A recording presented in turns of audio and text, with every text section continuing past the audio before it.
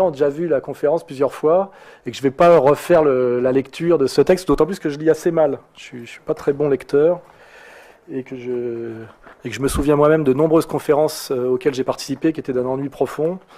Donc j'ai pas envie de vous infliger ça. Cette conférence, je vais la poser là. Je vais pas y toucher. Je vais m'en passer. Et donc, comme j'ai déjà fait une conférence à Marseille, je pense que certains l'ont vu avec le Libre Penseur, où on a abordé certains sujets, une conférence à Rennes, où on a abordé d'autres sujets, qui étaient d'ailleurs plus sur le sacré, qui circulent aussi sur Internet. La dernière fois, c'était à Nantes, on a parlé plus de politique, etc. Je vais essayer aujourd'hui de continuer mes digressions en fonction aussi de l'actualité, parce que ça bouge tout le temps en ce moment. Et comme je l'ai dit la dernière fois et que je ne l'ai pas d'ailleurs fait assez, je vais peut-être, comme en plus vous avez attendu, vous êtes énervé, tout ça, passer assez vite à un jeu de questions-réponses, parce que finalement, comme ma position est assez, entre guillemets, complexe, puisque gauche du travail, droite des valeurs, c'est déjà un paradoxe par rapport au système tel qu'il nous a imposé. Ma position sur le Front National est assez paradoxale aussi pour certains. Il y a souvent des gens qui ne comprennent pas forcément exactement où je veux en venir.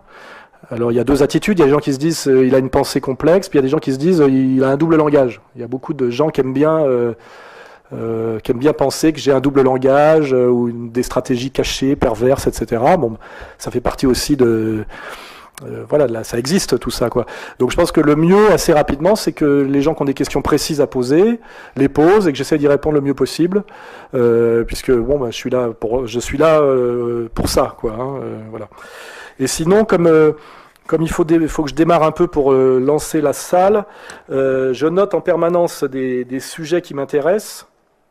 Et je me dis, puisqu'il y a une vidéo, c'est l'occasion de préciser certains points auxquels je réfléchis en ce moment. Et comme vous le savez, j'ai arrêté mon bloc-notes dans Flash, là, pour plusieurs raisons. J'avais envie de commencer par parler de deux sujets qui m'intéressent en ce moment. Notamment un que j'ai compris seulement récemment. Le problème de lunettes, c'est que quand je lève là, il faut que je sois comme ça, parce que là, je peux pas lire, mais si j'ai ça, je vous vois plus. Voilà, comme ça. Ça, c'est l'âge. Commence à avoir du problème pour voir de près.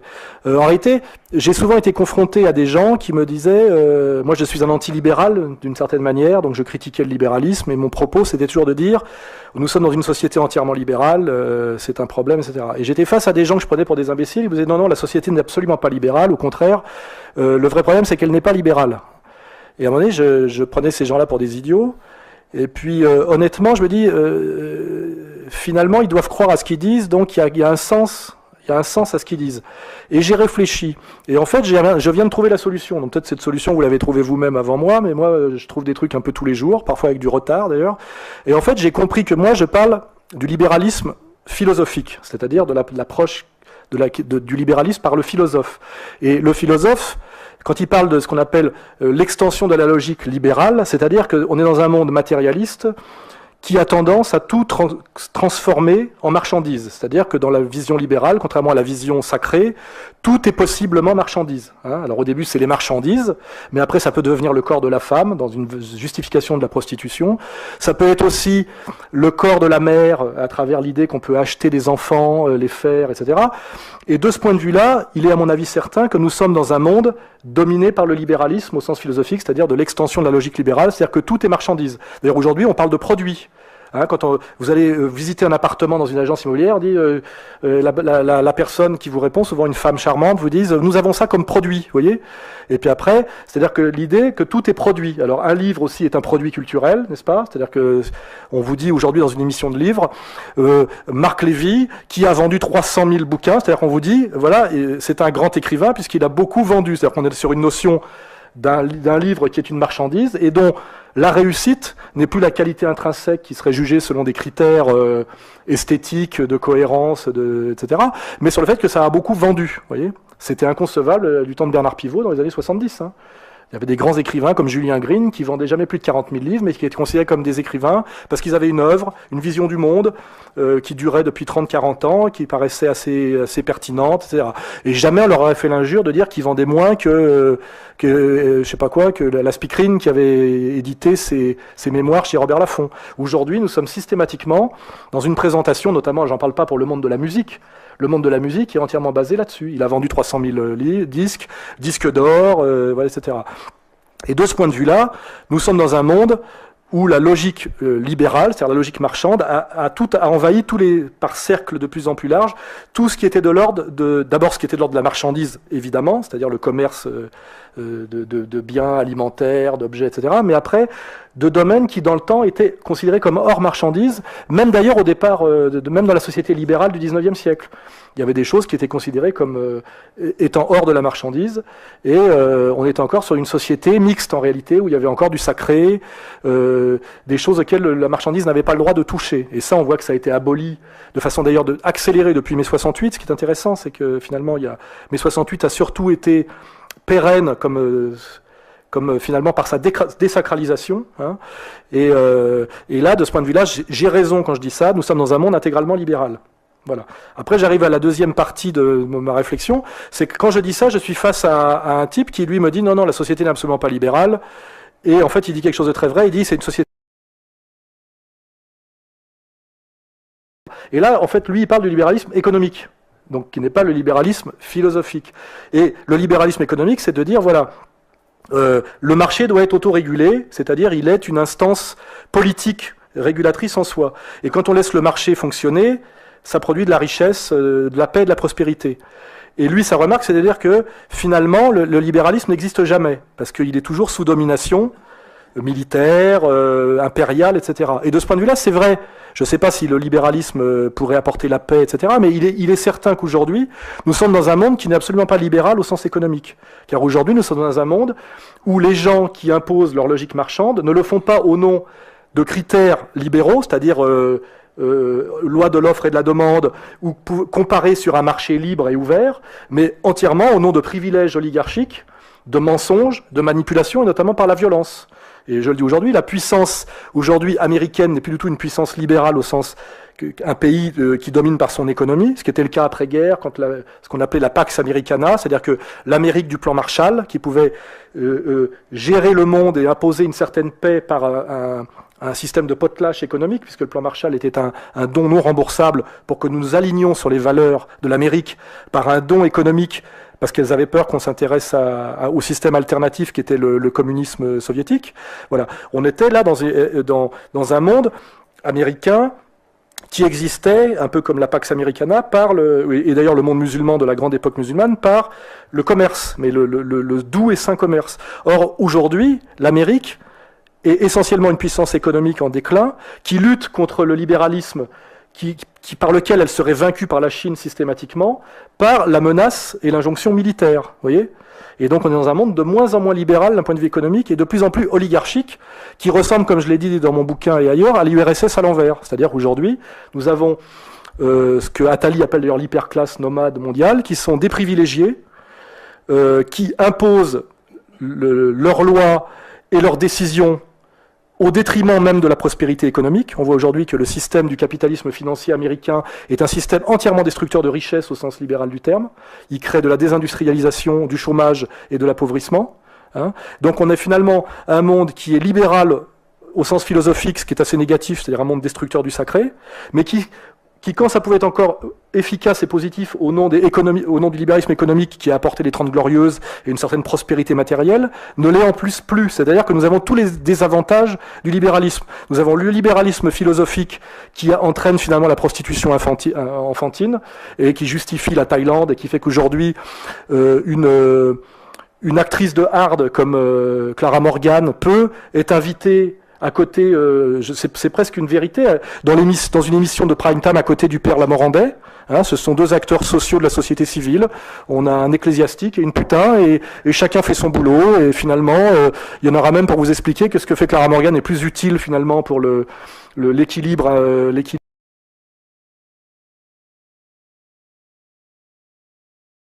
Il y en a un qui fesse, l'autre qui confesse, vous voyez. Et on est dans cette société où ce débat est totalement ouvert. D'ailleurs, c'est vrai, quand je dis ça, il y a des gens qui disent finalement, et c'est le discours de certaines filles qui écrivent des bouquins, là, comme ma copine Virginie Despentes, la prostitution devient finalement une travailleuse du sexe, être contre la prostitution, c'est empêcher les femmes de vendre leur corps dont elles sont propriétaires, donc c'est s'opposer finalement à la logique marchande qui fait qu'on interdirait à quelqu'un de faire du commerce, ça serait comme refuser une patente, et ça pourrait amener le même problème que le Tunisien qui s'est immolé parce qu'on l'empêchait, on lui avait piqué sa charrette de 4 saisons. C'est-à-dire que, effectivement, pour quelqu'un qui est sur la philosophie libérale, ça peut aller très loin avec Mona Ayoub, une fille qui s'appelle Mona Ayoub, qui est une féministe argentine, qui dit en fait qu'il est absolument pas normal que les femmes fassent des enfants par leur propre corps, que c'est quand même incroyablement violent et injuste politiquement d'être obligé de subir ça, et qu'il faut absolument que la société produise une technologie suffisamment avancée pour qu'on puisse faire les corps à l'extérieur des corps des femmes, pour que les femmes puissent continuer à aller à la plage en faisant 56 kilos, même si elles attendent un enfant. L'enfant sera dans une couveuse, etc., etc. Et en fait, tout ça, c'est la logique libérale. Voilà. Donc on a tout ce côté très inquiétant de la logique libérale philosophique, qui est un monde quand même assez froid, assez glacial et assez monstrueux.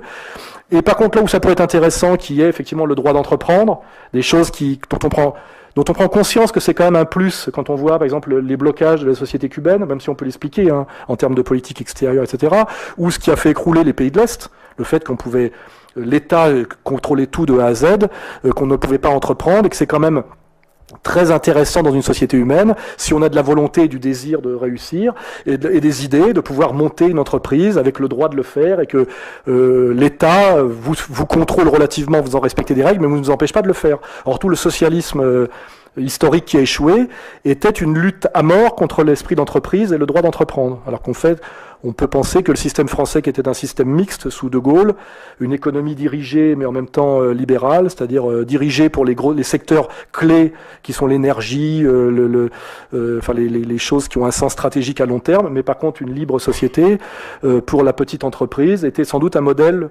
le plus efficace. Bon, bah ça, c'était une défense du libéralisme économique que même moi, marxiste de formation et ancien communiste, je peux faire parce que j'admets les erreurs et qu'effectivement, un type qui monte un restaurant et qui est fier d'avoir monté son restaurant à Lyon, c'est un bon sujet puisqu'on mange assez bien. C'est très agréable de pouvoir aller dans un petit restaurant où on connaît le patron avec la carte, etc., où il a toute liberté de produire quelque chose. C'est beaucoup mieux pour ceux qui ont connu les pays de l'Est ou qui ont voyagé dans les pays socialistes que les cantines d'État. Vous voyez, c'est à un moment donné, dans les cantines d'État, on mange de la merde. Vous voyez, donc c'est que ça ne marche pas. Donc c'est-à-dire qu'il y a effectivement des endroits où le libéralisme est quelque chose de positif, quand c'est d'ailleurs contrôlé par une instance supérieure à la fois étatique et sacrée. C'est-à-dire que le libéralisme doit toujours être contrôlé par ces deux instances, ce que la marchandise n'a pas le droit de toucher, les enfants, la question de la vie et de la mort avec l'euthanasie. Aujourd'hui, on voit que Attali défend l'euthanasie au nom d'une bonne gestion des vieux. Les vieux ne servant à rien, en une bonne logique libérale, coûtant très cher à la Sécu, puisqu'on voit que le coût de la vieillesse est exponentiel. Il faut donc les euthanasier. C'est pour ça qu'en ce moment, on a dans les médias des valorisations d'histoires d'euthanasie, mais toujours exceptionnelles et héroïques, où un jeune accidenté de la route veut à tout prix mourir et qu'on le maintient en vie, pour que nous adhérions finalement à l'euthanasie. Il faut savoir que dans les 3/4 des cas, les vieux ont terriblement peur que leurs gosses les débranchent pour en toucher un peu plus vite l'héritage et ce qui reste de l'héritage.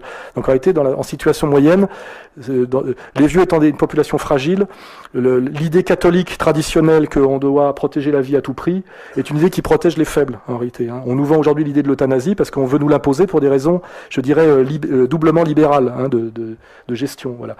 Et donc... pour prolonger finir sur ce petit truc. En fait, effectivement, nous sommes aujourd'hui dans une société qui n'est plus du tout libérale sur le plan économique, parce que c'est une société d'injonction oligarchique faite par des privilégiés qui, comme sous l'Ancien Régime, on peut dire comme les nobles sous l'Ancien Régime, ont une action économique uniquement en leur intérêt, qui est l'intérêt du profit financier, et ce qui a provoqué d'ailleurs des écarts de richesse incroyables depuis 20 ans en France. On voit des salaires qui explosent pour les technogestionnaires des multinationales, avec notamment les parachutes dorés, je sais pas comment ça s'appelle, là, les stocks options, etc. Et puis par ailleurs, des salaires qui sont systématiquement à la baisse pour les travailleurs les travailleurs normaux. Bon, bah, tout ça participe de cette violence en réalité qui n'est absolument pas libérale, hein, qui est une violence justement oligarchique. Et voilà, donc nous avons effectivement tous les désavantages du libéralisme philosophique et aucun avantage du libéralisme économique. Et ça, c'était pour finir mon petit sujet sur effectivement quand on vous pose la question société libérale ou pas libérale, elle est absolument libérale sur le plan philosophique, ce qui est d'ailleurs un vrai problème dont ont d'ailleurs terriblement conscience les musulmans, qui sont encore des gens qui vivent encore dans un monde du sacré. C'est les moins pour nous, puisqu'on nous a désacralisés depuis un siècle déjà. Mais on peut comprendre que pour des sociétés, notamment la société iranienne, ils se posent vraiment ce genre de questions de façon très, très profonde. Donc société effectivement libérale sur le plan philosophique, où, comme je l'expliquais dans un de mes livres, le grand penseur du libéralisme, c'est le marquis de Sade. Il faut savoir que dans une société libérale intégrale, le marquis de Sade est le meilleur exemple de ce que c'est que le libéralisme poussé jusqu'au bout si vous lisez bien Sade, c'est-à-dire l'apologie intégrale de l'égoïsme individuel, de l'efficacité pratique, de la ruse, etc., et le refus de toute transcendance, de tout sens de la communauté. Voilà, il n'y a aucune raison de donner. Vous voyez, toutes les sociétés traditionnelles basées sur le don et l'échange et le prestige n'ont aucun sens dans la vision libérale philosophique. Hein, voilà. Alors qu'on a une société effectivement totalement libérale de ce point de vue-là, ce qui est très inquiétant. Et par contre, là où ça pourrait être utile, c'est d'avoir un peu de libéralisme économique bien compris, avec de la liberté d'entreprendre, de l'esprit d'entreprise, etc. Là, il n'y en a plus du tout. Et je viens de le vérifier récemment. On vient de créer, nous, à Égalité et Réconciliation, en annexe du site politique, une boîte d'auto-édition qui s'appelle Contre-Culture. Ça fait 3 mois qu'on essaye d'ouvrir un compte en banque, alors qu'on a créé une PME, on amène l'argent, il n'y a aucun risque, etc. On n'arrive pas, pour l'instant, toutes les banques nous refusent. Nous refusent le droit de faire du commerce. Pour ceux qui connaissent ce monde-là, c'est incroyablement difficile en France de monter une PME. Les tracasseries administratives sont incroyables, la fiscalité est incroyablement violente. En réalité, nous sommes dans une société qui empêche de A à Z l'entreprise individuelle et la petite entreprise, hein, alors que c'est ce qui est le plus gros créateur de richesse et d'emploi, on le sait. Donc ça, voilà, nous sommes dans une société libérale là où il faudrait pas qu'elle le soit, et antilibérale là où il faudrait qu'elle le soit. Voilà. Donc c'était pour répondre à cette question que je me posais à moi-même.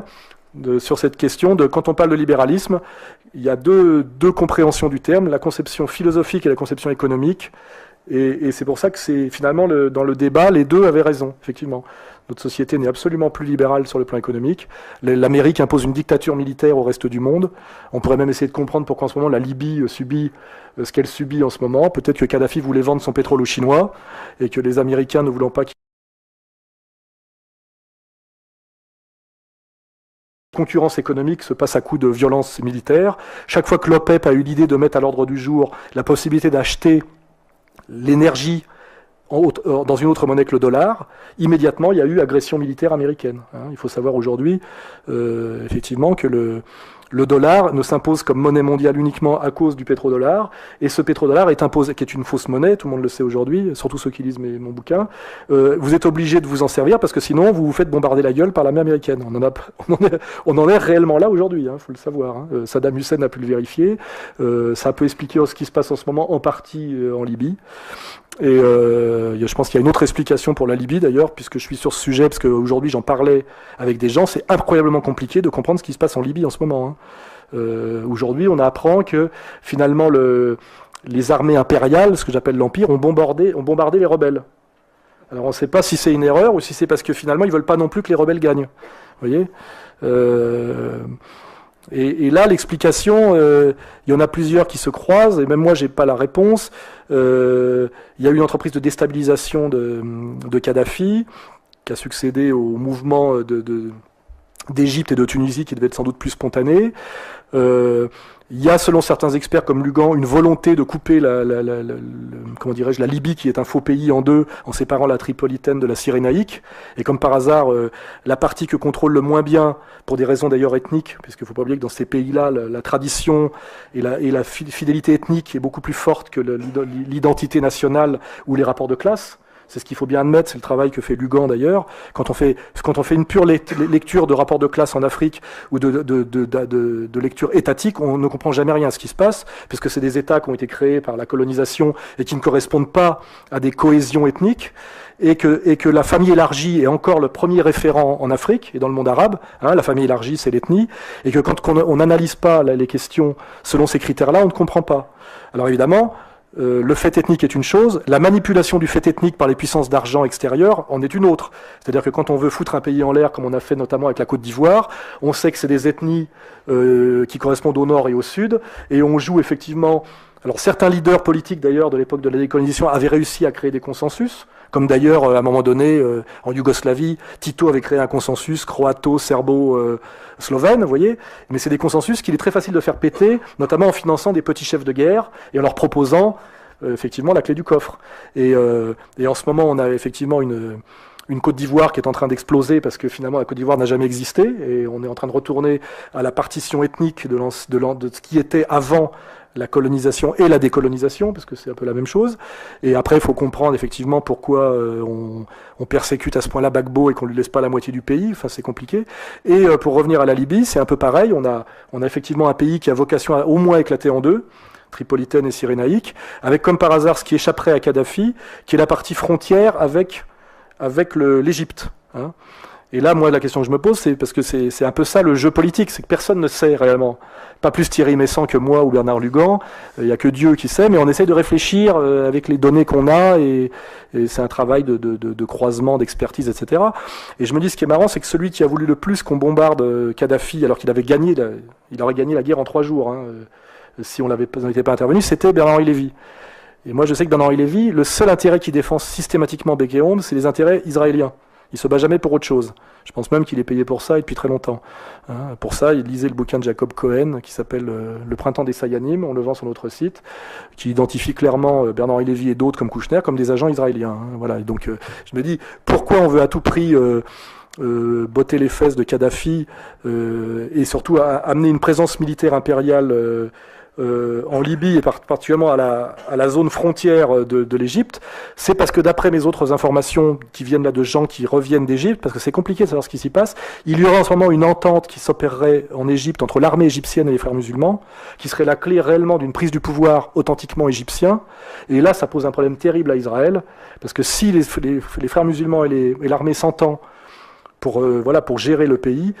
À mon avis, Gaza, le blocus de Gaza, c'est fini. Et ça c'est un problème terriblement inquiétant pour Israël. Hein, voilà. Et c'est peut-être pour ça, d'un seul coup, que nous avons un Bernard-Henri Lévy qui a donné l'ordre à l'armée française et à la France, au-dessus de Juppé, qui est le ministre, normalement, qui a en charge cette question-là. On voit bien que Juppé n'était pas très chaud pour y aller, en tout cas comme ça, qui a donné l'ordre à la France de bombarder un pays souverain. Nous avons déclaré la guerre à la Libye, il ne faut pas se mentir, sans recourir par un vote du Parlement, ce qui tout ça est anticonstitutionnel et illégal, parce que Bernard-Henri Lévy nous a donné l'ordre à la France de le faire, et sans doute parce qu'Israël a un gros souci avec l'Égypte, par exemple. Vous voyez, ça, c'est une lecture possible. Ce qui vous donne aussi sans doute une clé de quels sont les vrais rapports de force en France, qui a le pouvoir, qui ne l'a pas, et d'où vient le pouvoir de certains, parce qu'il faut être très inculte ou très bête pour penser que le pouvoir de Bernard-Henri Lévy vient de son autorité intellectuelle. Moi, je pense que mon pouvoir vient intégralement de mon autorité intellectuelle, parce que je ne vois pas où j'irai le chercher ailleurs. Lui, je pense que pour quiconque a étudié son œuvre, son pouvoir ne peut venir que de, comment dirais-je, que d'ailleurs, je dirais de ce qu'on appelait l'autorité dans le temps, c'est-à-dire le fait qu'il impressionne par ses analyses et sa pensée. Voilà. Donc ça, c'est un petit sujet que je voulais traiter à ce niveau, pour justement montrer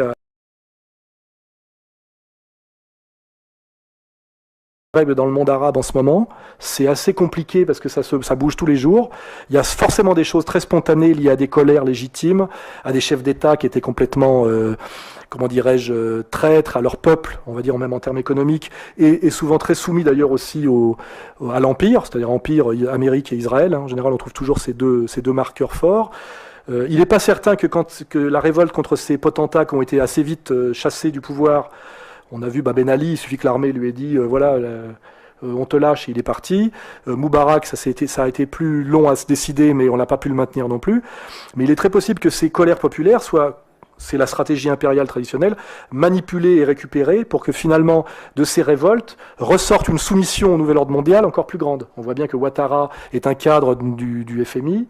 On voit bien qu'en Tunisie, ils ont essayé de coller au peuple égyptien des types qui étaient formés en Angleterre et qui étaient des purs agents impériaux, ce qui fait que finalement on remplaçait une mafia locale qui était la mafia Ben Ali par finalement des techno-gestionnaires de la multinationale impériale. Hein, c'est comme un peu, vous avez finalement un espèce de bar un peu chiant avec des loupards dans un coin. Alors effectivement, vous dites, ça, je suis content qu'on les ait virés, puis la semaine d'après, vous avez Starbucks. Vous dites, finalement, le bar de loupards était peut-être plus sympa que cette saloperie de chaîne américaine.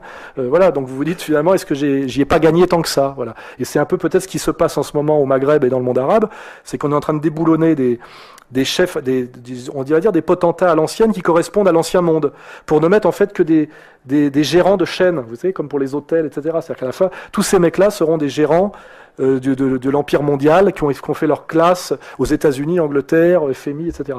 Et ça, on ne le sait pas encore aujourd'hui, mais c'est peut-être ce qu'on va constater. Et il y a un bras de fer permanent en Tunisie en ce moment, hein, avec le peuple qui est d'ailleurs assez mature, parce qu'en fait, les Tunisiens ont refusé jusqu'à présent tout ce qu'on leur a proposé. Les Égyptiens ont aussi beaucoup résisté. Ils se sont pas contentés de virer comme nous on a viré Louis XVI, vous voyez, ils ne se sont pas contentés de ça, ils n'ont pas eu derrière la loi Le Chapelier, et finalement la bourgeoisie, voilà, pour l'instant ils n'ont pas perdu ce combat, hein, ce combat post-révolutionnaire, on va dire, c'est qu'ils refusent beaucoup de ce qu'on leur propose. Alors on leur propose un agent américain, ils l'identifient, un agent anglais, pour l'instant ils essayent quand même d'accéder une représentation politique qui correspond aux intérêts de leur pays.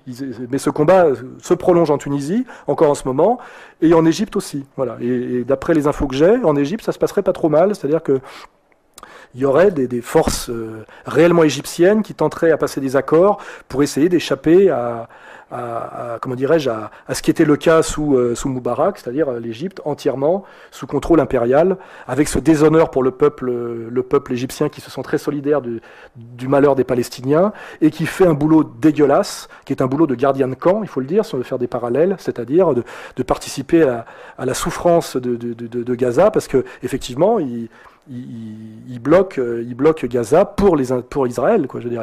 Et c'est une des choses sans doute qui a déstabilisé beaucoup Moubarak, c'est-à-dire que ces potentats locaux étant obligés de se soumettre à l'Empire, notamment sur la question israélienne, c'est souvent ce qui les discrédite totalement par rapport à leur peuple, qui eux, c'est évident, sont en général des musulmans culturels très attachés à la cause palestinienne, et notamment depuis en plus que la cause palestinienne a revêtu un caractère religieux qui a été voulu au départ, il faut le savoir, par l'entité sioniste, qui a joué la carte du Hamas, et comme du Hezbollah d'ailleurs, contre le FPLP, c'est-à-dire contre dans le temps des mouvements qui étaient laïques et marxistes. Hein, voilà. C'est Israël qui a voulu religiosifier le problème, et ce problème aujourd'hui ils l'ont en pleine gueule, mais c'est eux qui ont transformé un conflit politico-colonial en conflit religieux. Hein. Au départ, c'est Israël qui l'a voulu, et maintenant ils l'ont voulu, ils l'ont. Hein, voilà. Exactement comme en France en ce moment, l'UMP, avec la volonté d'ailleurs, on voit de qui, de Copé et le relais de Guéant, n'arrête pas de parler du problème de l'islam en permanence, sans jamais ne rien faire contre l'immigration, parce que c'est ça toute la différence, c'est que moi je suis un nationaliste français, je serai à leur place, je travaillerai très sérieusement à la lutte contre l'immigration, la délinquance, etc., et je ne parlerai jamais de religion. Je ferai le boulot honnêtement. Eux ne font rien, et ne font que jeter de l'huile sur le feu en ethnicisant le problème. Parce qu'effectivement, on sait très bien que le musulman est issu du Maghreb, etc. C'est-à-dire qu'il y a vraiment aujourd'hui, de la part de responsables politiques et qui sont au gouvernement, un travail qui est ouvertement un travail de délinquant, c'est-à-dire d'accélérer, de favoriser ce qu'on appelle le choc de civilisation et de travailler à la guerre civile. Alors que normalement, leur travail serait effectivement de régler le problème que pose l'immigration par un travail quotidien administratif discret, sans discours, qui pourrait être très bien fait, qui est d'ailleurs validé par la plupart des musulmans français. Hein. Ça, je fais remarquer que les 3/4 des musulmans ne s'assimilent ni à la délinquance ni à l'immigration. Il n'y a que l'extrême gauche dans son infinie stupidité et les sionistes dans leur infinie perversité pour systématiquement imposer dans l'inconscient collectif le fait que musulman égale immigré égale délinquant. C'est-à-dire que quand vous attaquez la délinquance, il y a une Nouria Boutelja qui se met à monter au créneau au nom de l'islam. Elle n'est pas musulmane, et je vois pas en quoi défendre les délinquants aiderait, je dirais, les Français originaires de l'immigration. C'est vraiment faire le travail pour l'ennemi. Hein, voilà. Donc ça, c'est une remarque que je fais systématiquement. Voilà. Donc on est dans toutes ces choses, dans toutes ces manipulations perverses, et toutes ces digressions pour vous amener à ce qui est mon sujet moi, et qui fait d'ailleurs que souvent on ne comprend pas tout à fait ce que je fais, c'est que la réalité politique est infiniment complexe et perverse, et que si on est amené, notamment par la massification du spectacle sportif, et je pense que c'est une des fonctions symboliques et politiques du que vous êtes pour l'OM ou le PSG, si vous pensez toujours est-ce que vous êtes de gauche ou est-ce que vous êtes de droite, c'est la même question, vous ne pouvez rien comprendre à la complexité de la politique et vous êtes toujours l'idiot du système. Voilà. Et vous êtes toujours perdant. Voilà. On voit très bien aujourd'hui que si on réfléchit à la prochaine présidentielle, Sarkozy a été élu sur un mensonge, qui était d'ailleurs un mensonge, qui était de promettre la même chose que le Front National, hein, c'est-à-dire de la sécurité, de la fierté nationale, de l'identité, du drapeau français. Immédiatement, il a fait venir tous les mondialistes, les Kouchner, etc. Il n'a strictement rien fait de ce qu'il avait promis, à part détruire le Quai d'Orsay, l'armée française, etc. Enfin, il l'a fait. Maintenant, il est carbonisé. Il a fait le boulot pour l'Empire, il est carbonisé. L'Empire lui donnera sans doute un gros chèque pour qu'il parte aux États-Unis avec sa femme et qu'il monte un cabinet d'avocats ou un truc comme ça, parce que je pense que son rêve maintenant c'est de devenir riche, après avoir eu le prestige et il lui faut la fortune.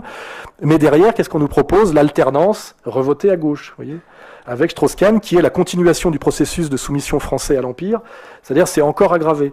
Et l'abruti se dira, vous l'entendrez tous les jours dans les bistrots, on s'est bien fait avoir par la droite, il y en a marre, moi je vais revoter à gauche. Et à gauche, ça consiste à voter pour le patron du FMI, vous voyez, qui est encore, selon les critères sérieux, plus à droite que Sarkozy. Même Mélenchon le dit, vous voyez. Ce qui n'empêchera pas Mélenchon d'appeler à voter Strauss-Kahn s'il est face à Marine Le Pen au deuxième tour, au nom de la lutte contre la menace fasciste. Vous voyez. C'est en quoi la politique est un jeu incroyablement pervers, puisque c'est un jeu qui vous, comme un labyrinthe, qui vous ramène toujours à la case couillon, c'est-à-dire le pouvoir n'est jamais pour vous et ça ne vous rapportera jamais rien en termes de décision économique. Et c'est très bien fait, je veux dire, c'est un système de domination. On peut tout dire, il faut être un gauchiste de 18 ans pour dire que c'est des imbéciles, c'est tout sauf des imbéciles, c'est du génie. C'est ce que j'appelle Satan, moi, hein, c'est le diable. C'est-à-dire que c'est incroyablement pervers, parce que ça consiste à nous pousser toutes les victimes du système à se battre entre elles, hein, c'est le diviser pour régner, à se servir des faux espoirs et des fausses générosités pour les retourner en leur contraire. Et on le voit d'ailleurs chez des tas de jeunes qui croient bien faire en allant voter Besancenot, qui croient bien faire en adhérant à Ni pute ni soumise ou à je sais pas quoi, touche pas à mon pote. On a le recul historique aujourd'hui, plus l'analyse que j'ai faite avec d'autres d'ailleurs, pour bien comprendre qu'à chaque fois on s'est fait rouler dans la farine. Voilà. Et d'où moi mes positions provocatrices souvent et mes alliances qui ont un sens à la fois, je dirais, pédagogique, un sens politique, puis un sens de démystification. C'est-à-dire que oui, je préfère Le Pen à Julien Drey, il n'y a pas de problème. Oui, si aujourd'hui les Français d'origine immigrée sont dans la merde, alors que ça fait 4 générations qu'ils sont là et qu'on les traite encore d'immigrés, alors que leur père et leur grand-père, pratiquement, sont nés ici, c'est pas à cause du Front National, il n'a jamais été au pouvoir. Par contre, le PS a fait un travail incroyablement pervers pour expliquer aux jeunes issus de l'immigration, que leur destin c'était footballeur ou danseur de hip-hop ou tagueur, voyez, ce qui par ailleurs d'ailleurs est puni par la loi comme dégradation, voyez, voilà. Et à un moment donné, moi ce que je dis, c'est des choses comme ça, on peut tout reprocher à Le Pen, mais le problème c'est que sur le plan symbolique, parce qu'il n'a jamais exercé le pouvoir une seule minute. Par contre, ceux qui ont exercé le pouvoir et qui prétendaient nous défendre, ça peut être les travailleurs français, les Français d'origine immigrée, la classe moyenne d'ailleurs, on peut le dire, si on associe l'UMP et le PS, qui votent d'ailleurs, on le sait, 93% des lois européennes ensemble, les vraies décisions venant de l'Europe, donc en fait c'est le même mouvement. Si on additionne tout ce qu'ils ont fait depuis 30 ans, ça a été systématiquement en défaveur du prolétariat et du monde des petits salariés, des entrepreneurs de la classe moyenne, des Français d'origine immigrée. Je ne vois pas dans quel secteur ils ont favorisé, à part le secteur de la rente financière, hein. Je veux dire, c'est une analyse économique objective, partagée par tous les experts honnêtes et sérieux. Et le seul truc et là, vous avez aujourd'hui Martine Aubry qui revient. On pourrait faire un gag de Groland, une vieille pute de 60 ans habillée en blanc avec du rouge à lèvres et qui dit j'existe de me marier à l'église, je suis vierge, vous voyez. Elle arrive pour vous dire en gros que ça y est, elle va remettre la France, enfin voilà, elle va régler les problèmes, comme si elle arrivait de nulle part, quoi. Je veux dire, alors qu'elle participe à la mascarade depuis, j'ose même pas, je pense que j'étais même pas né qu'elle était déjà là, qu'elle est la fille de son père, Jacques Delors, qui est un peu le prédécesseur de Strauss-Kahn, hein. Il faut savoir, en termes dans l'oligarchie mondialiste. Et il y a quand même, grâce au travail des médias, à la bêtise, et notamment au relais des éducateurs abrutis de l'éducation nationale, qui sont...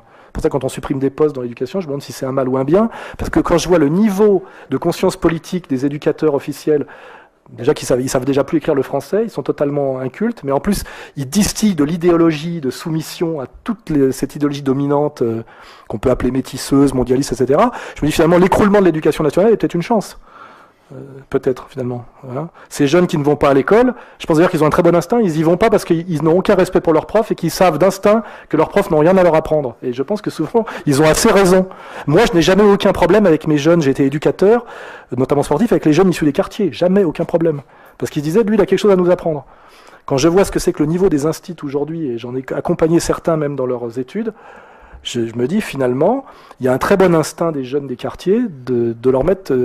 peut-être pas des baffes, mais à la limite, de toute façon, ils récoltent ce qu'ils ont semé, comme j'ai déjà dit. Hein. Ils leur ont dit, vous avez le sauvage, c'est positif, le français est de la merde, il faut pas apprendre, vous savez déjà tout.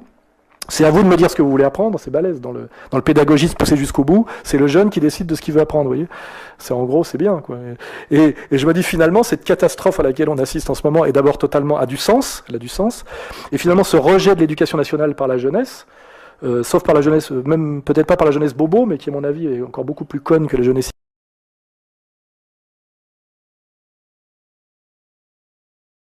de survie, que quand même il a un peu conscience, quand il n'est pas complètement submergé par du concept fallacieux, de ce qui est bon et mauvais pour lui, quoi. Et les types, ils voient pas très bien pourquoi ils iraient jusqu'au bac pour apprendre que des conneries, qui ne leur servent qu'à être chômeurs, et qui sont essentiellement des mensonges sur les droits de l'homme, des mensonges sur l'histoire de France, des mensonges sur la colonisation qu'on attribue à la droite alors qu'elle a été faite entièrement par la gauche, je le rappelle.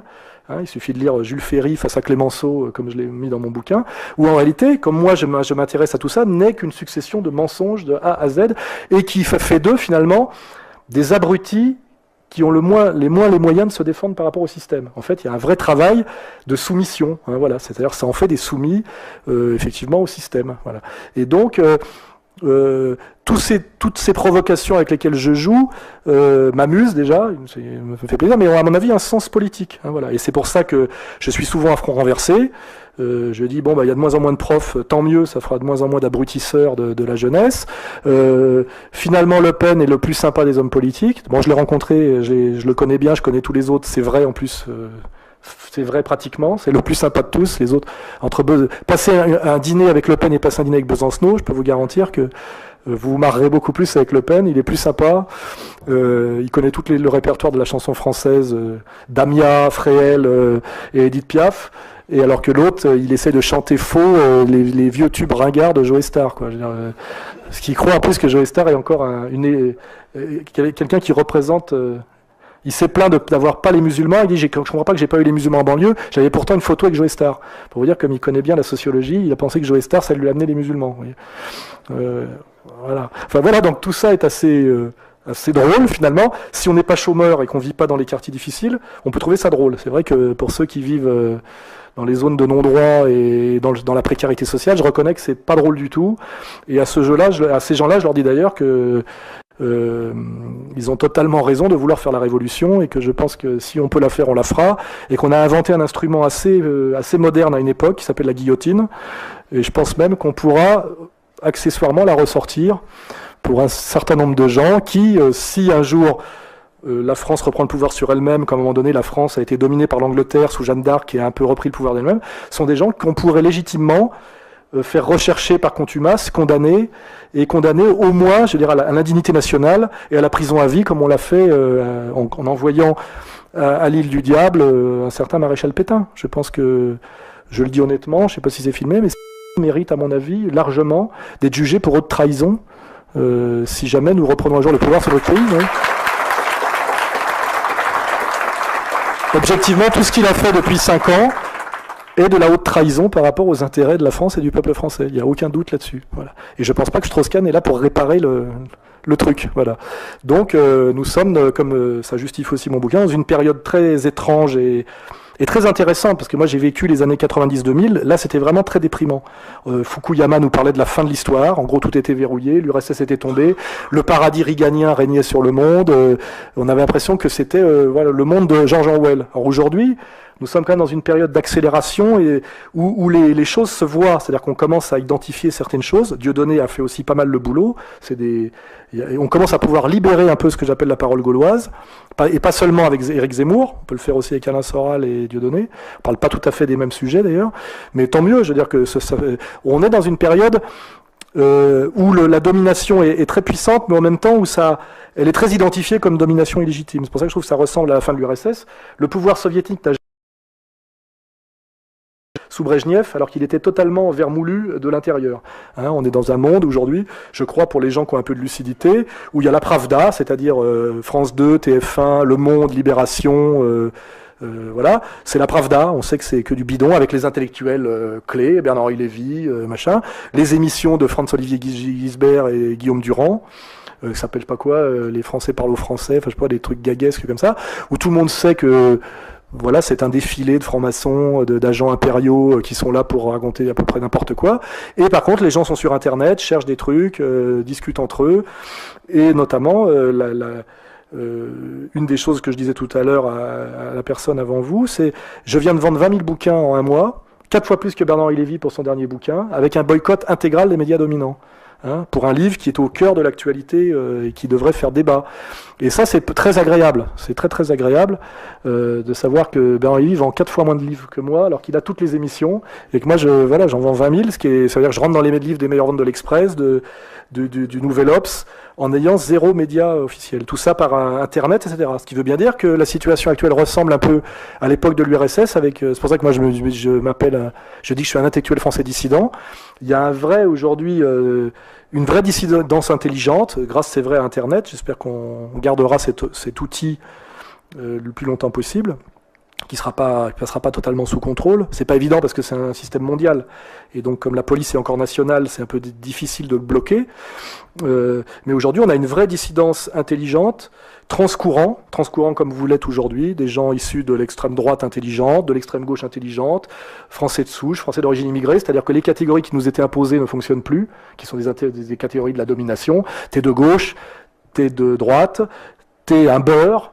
Moi, je me rappelle quand Alain Krivine tapait sur l'épaule d'un petit touche pas à mon poing, disant il n'y a pas assez de beurre et de black dans la politique. Alors moi, je disais, dis-lui qu'il y a trop de fudge. Tu vas voir comme il va aimer. Tu vois, parce que c'est à peu près la phrase symétrique, quoi, je veux dire déjà. Ou les affiches des indigènes de la République où il y a marqué Rebeu, Renoir. Rebeu, Renoir. Je sais pas si vous voulez le niveau de respect que ça implique pour des gens qui sont issus de pays ou d'un monde qui ne se réduit pas à Rebeu et Renoir. Je veux dire, un Algérien, un Tunisien, un Marocain, un Kabyle algérien ou un Arabo-berbère, etc., n'ont pas envie qu'on les appelle rebeux. Je veux dire, c'est un vrai discours. C'est de l'indigénat. Hein.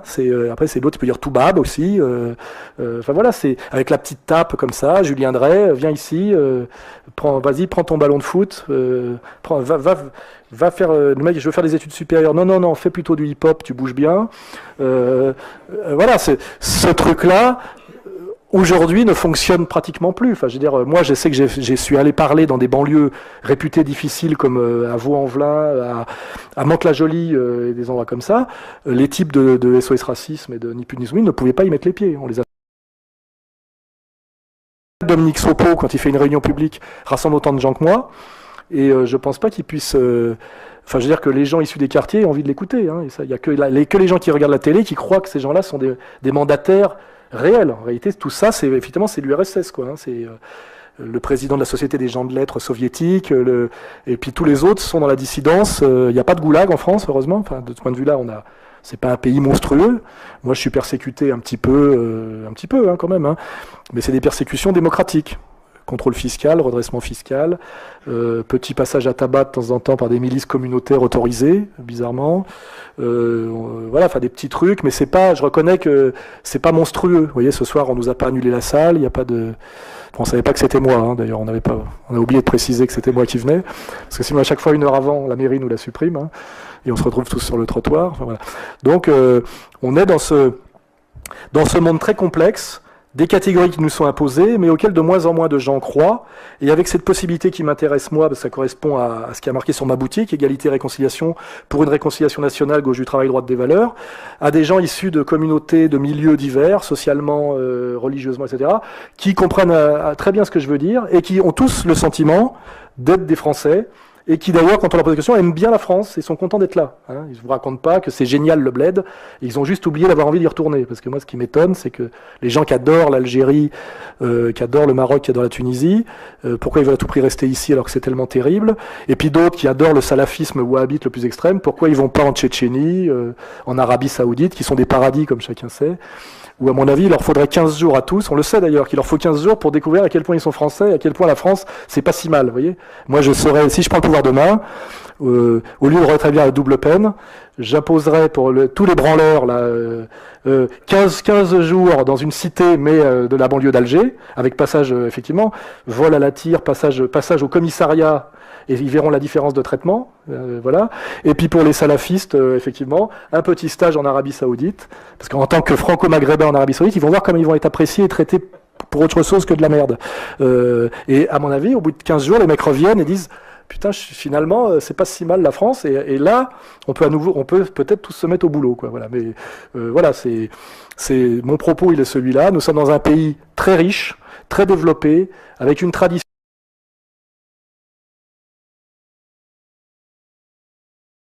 par rapport à l'Angleterre, qui est un pays communautaire, où les gens ne se fréquentent pas. La France a un certain charme, un certain logiciel, un certain génie, ça s'appelle le génie français, et ce génie n'est pas mort, parce que la preuve c'est que ce genre de réunion pourrait être assez inconcevable dans d'autres pays, ou même avant. Et tout ça me démontre que ce que j'essaye de faire et auquel vous participez n'est pas totalement débile, et effectivement invalide par la pratique la thèse du choc de civilisation que nous vendent comme par hasard toutes ces élites mondialistes hyper classes, etc., à travers la diabolisation du musulman, à travers des fictions comme la notion d'Occident, qu'on assimile à l'Europe alors que c'est pas la même chose, à travers des fictions comme le judéo-christianisme, qui est un concept qui remonte au 19e siècle, dont on n'avait jamais entendu parler avant, et que voilà, que nous sommes là pour démontrer par la pratique et la réalité que ces fausses catégories, qui sont des catégories de la haine, ça on peut le dire pour une fois, finalement sont relativement invalides, et qu'en fait, le problème en France n'est pas si grave que ça, que si les Français, que nous sommes tous ici, reprenaient le pouvoir de leur pays, nous pourrions régler les problèmes assez facilement. Voilà. Mais par contre, si nous ne reprenons pas le pouvoir d'une manière ou d'une autre, le projet qui va nous être imposé est plutôt un projet de chaos social, économique et ethnique. Ça, j'en suis certain, parce que c'est la seule manière dont l'hyperclasse pourra s'en sortir, en déviant les colères.